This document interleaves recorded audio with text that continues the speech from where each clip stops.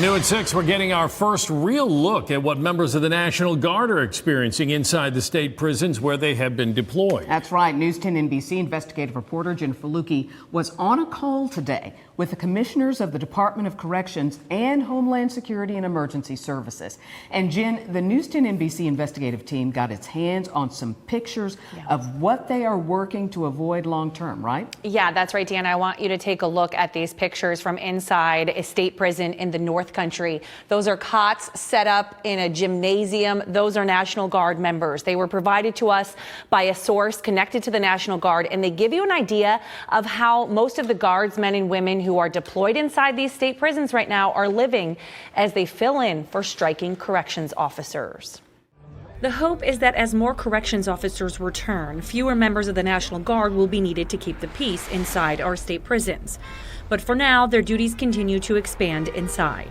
As they began to deploy into our facilities, the correction officers that remained on duty, they worked very closely and partnered with them. And as they gained more and more comfort level, received training inside of the institution by our seasoned officers, they were then able to expand the duties that they were assigned. And they're doing a great job collaborating with the staff that are inside remaining. 5,300 National Guards men and women are inside prisons, many sleeping on mats or cots in gymnasiums or locker rooms.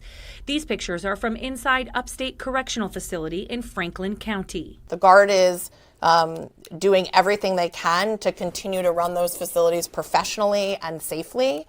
It is our sincere hope that this strike ends, this illegal strike ends and ends quickly, ends today, ends tomorrow. Let's get back to work. But the National Guard will stay for as long as we need the National Guard to stay. But staffing is one of the main reasons corrections officers walked out in the first place. So even if they were all to come back, there would still be a problem. No matter when this ends or how this ends, our long-term plan must be and is to recruit more corrections officers because our facilities run safer when we're fully staffed. Now, recruitment is going to be no small task for the state moving forward. The DOCS commissioner recently said they were already down 2,200 corrections officers before the strike even happened. And while the state is offering bigger signing bonuses, recruitment bonuses, pushing to be able to hire out-of-state workers, and looking to bump up the pay scales, it will be difficult to meet the staffing demands for the foreseeable future. Deanna. Thanks so much, Jen. And the Department of Corrections says it will fire corrections officers who don't return after they don't show up for 10 full shifts in a row. Isn't that right, Jen? That's right, Deanna. And those firings started today. This morning, there were less than 10, but we are still waiting for updated numbers from the Department of Corrections to see how many more people lost their jobs today. Wow. I know you'll stay on top of it. Thank you so much.